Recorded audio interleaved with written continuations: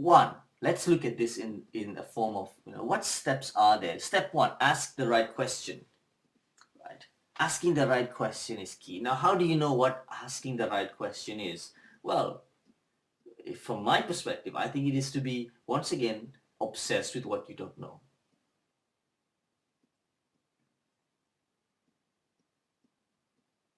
Reading about society, about societal works, about the systems in society, allow you to ask the right question, allows you to make a mind map about the different variables and the interactions and the results of these interactions in order for you to think about how you can intervene. Where is there an opportunity to place yourself and your idea? So asking the right questions is key. Second is to create energies.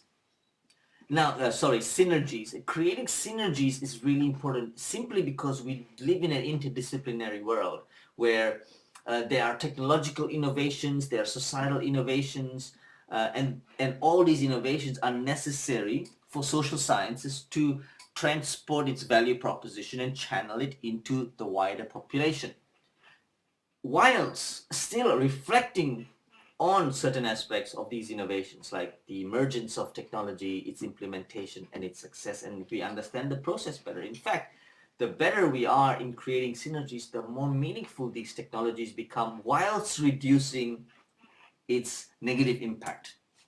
And finally, the third step is to make sure that all players are invited to the party. Now, what does this mean? We talk about stakeholders, we talk about people and key influences, we talk about managers, we talk about community health workers. Fantastic.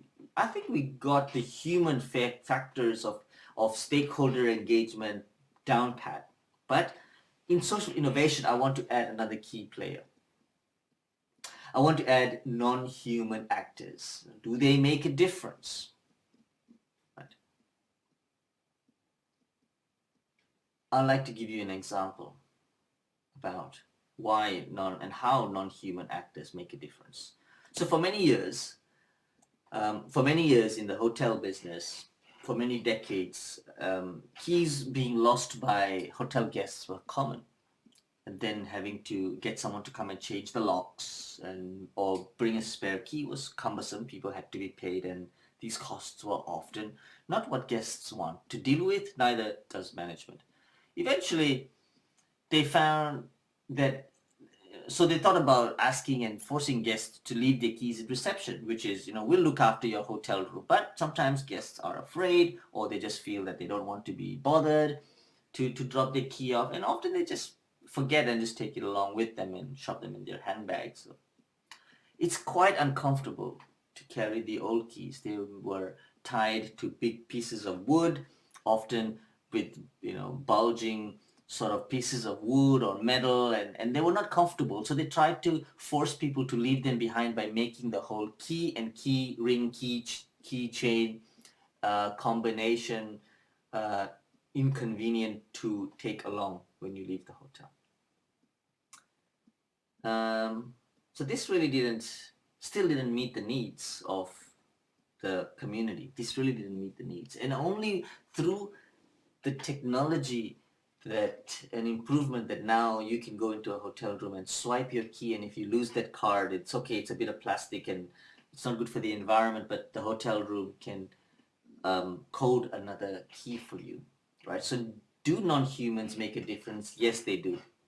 And imagine the hotel manager or the receptionist saying, "Sir, have you left your key behind? Sir, would you like to leave your key behind? Have you left your, oh, you've lost your key. Oh, God damn it now. What do we do now?" So none of that interaction is necessary today. And I remember this because I came from the generation where keys were needed to be handed down to reception. But now I can take keys back home with me as a souvenir.